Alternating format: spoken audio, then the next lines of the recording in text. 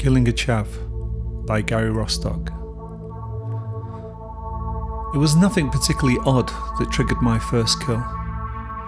Just another London day of avoiding eye contact, not speaking to anyone and essentially keeping myself to myself. I'd been getting on like this for over 5 years without much of a problem. I'd avoided having my head kicked in, but had seen many others have their heads kicked in. I'd often been aware that this wasn't really the best way to behave socially in a modern cosmopolitan society, but I felt that rather than ending up in emergency, it was the only way. However, we all have a breaking point, and on that day in June 2000, that point was well and truly reached. It hadn't been a bad day. I wasn't in a London fucked up haze of madness and mutual contempt for my fellow citizens. Not at all. I was in fact happy. Well, as happy as I can normally be. I was on my way to visit Mike, my best friend. We usually met every weekend for a booze and a bit of a woman hunt. He was and still is what I consider a true optimist concerning the prospects for humankind.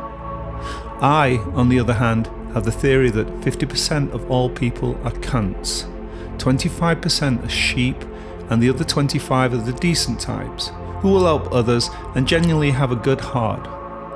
Strangely enough, I'd always thought of myself as one of the good ones, but with a tendency to sheepishness. But after the events of that sunny late afternoon, I truly became one of the good guys. But I'm not sure most piss liberals reading this will agree.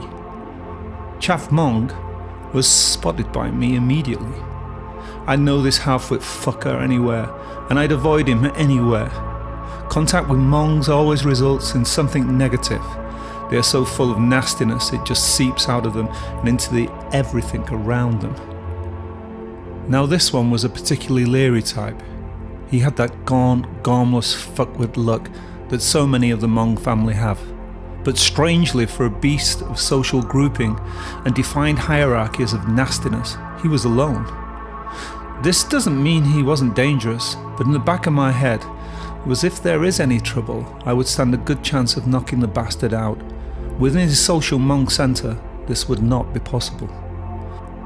I'd just emerged from Lidl, who had a nice offer on Prosecco. For a mank like myself, Lidl offered the opportunity to drink well in London for the fraction of the cost in a pub.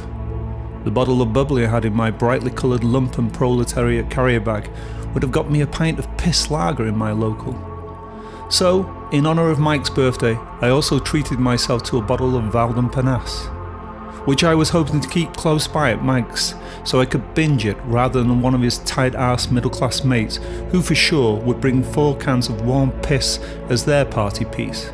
Strange how I, the good working class boy, has a reasonable nose for a nice wine, but most of the teacher type twats don't give a toss and just bang in for whatever the local offer has. Twats. Now, as I've said before, Chav was not the most handsome cunt in the world, and out of the corner of my eye I weighed him up. He was about 25, skinny and around 5'9". The head had the traditional Mong wear of a snide baseball cap, and draped on his non-Grecian torso was the de rigueur top-of-the-range Adidas trackie, and, I hate to admit it, a nice pair of retro Nikes on his feet. Mong was engaged in the usual activity of a Mong, which was fucking something or someone up. In this instance, getting the fucking up was the bus stop where we both stood. Chav had decided to take out some of his angst of being a bollock brain out on the glasswork of the bus stop. He had a chisel in his hand, a fucking chisel. His dad was probably an artisan of the old school, but probably not. He probably robbed it. Now Mong was doing a pretty good job of imprinting his semi-literate view of the world into the glass of the bus shelter.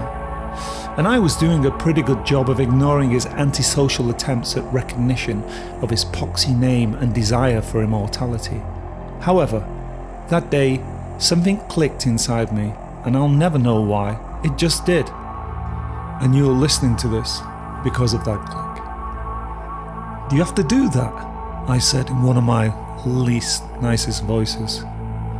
Mong clocked me and gave me the instant way up, He made a major mistake at this point because he chose to go for the jugular. "Fuck off, arse bandit," came his, I have to say, not unsurprising response. Now, London being what it is, and I being clean cut, head shaven, and reasonably unchavily kitted out, I suppose it was a fair assumption to think I was gay. But the message here was because I was gay, I wouldn't toast this little twat. Why are you cunts always the same? This time my voice was very even and a touch of mank had slipped in to confuse the tosspot. "What?" came the question. His voice was actually incredulous, but at that moment I could feel him scanning the area to bingo a friend of his. But today wasn't his day. "You heard me, you fucking prick," I said. "Why are you cunts all the same? Always fucking someone or something up."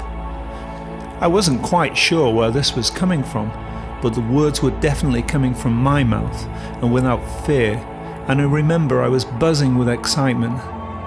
I knew this would now end in violence, as Mong had to try. "What the fuck's it got to do with you, you fucking wanker?" But I could see and hear he was unsure. He'd lost his footing. He looked down at his chisel, and then his sureness of Hmong character came back. "Fuck off, cabbage, or I'll do you." I was pretty sure at this point I could have sauntered away, and he'd have shouted a few anti-gay slogans, and I'd have never seen him again. But as I've said before, today was not that type of day. It's odd to think that this type of thing had happened many times in my life before. A few weeks previously, I'd even seen one young guy get his head beaten in right in front of me, and I hadn't even phoned the cops. Don't get involved, head down, walk on, which is exactly what I did. But today all that had changed. Perhaps it was cumulative. 5 years of Aggie bastards spoiling my worldview. 5 years of bus drivers being spat at, of dick brains shouting at all and sundry to incite violence. You see, most people just never get it, but there are many out there who love to hurt others.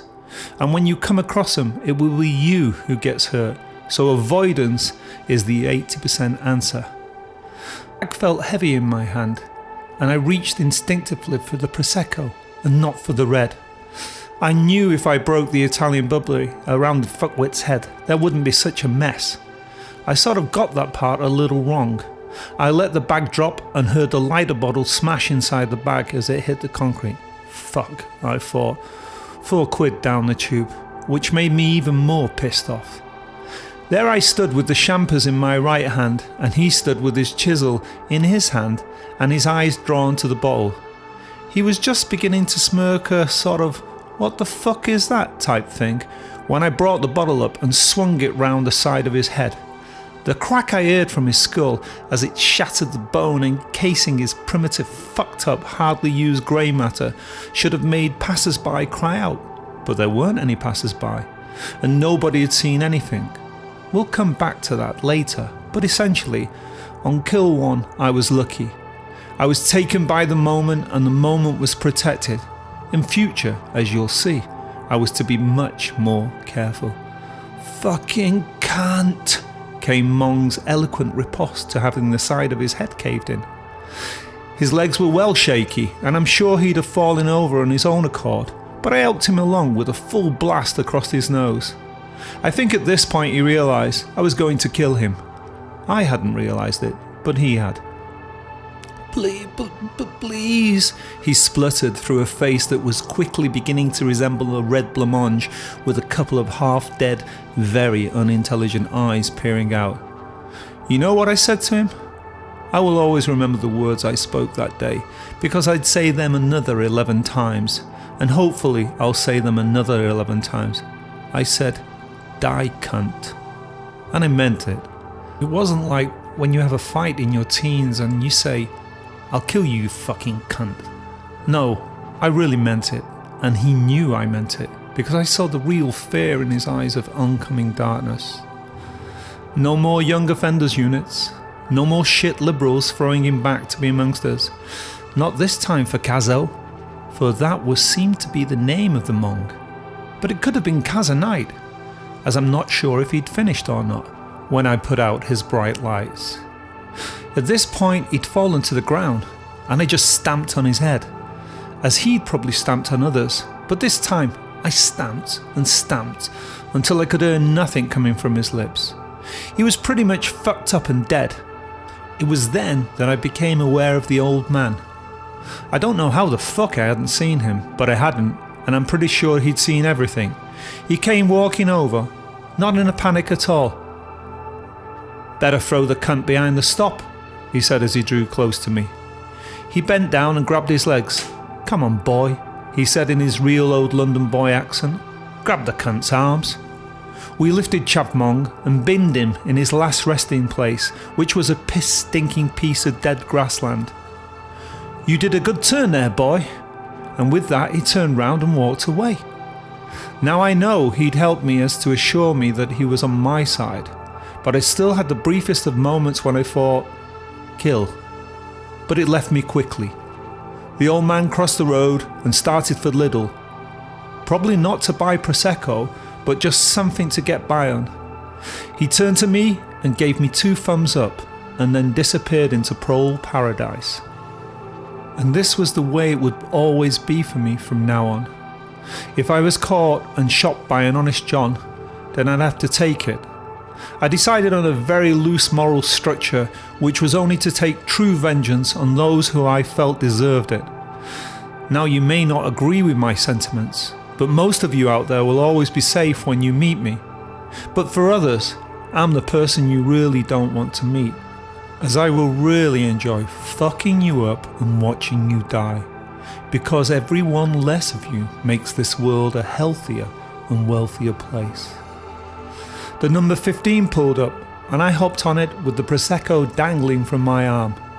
Some young fucker shouted from the back of the bus, "Oi, Mincer!"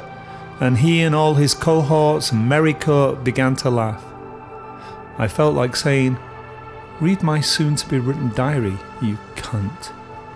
But there was time, and we might just meet again.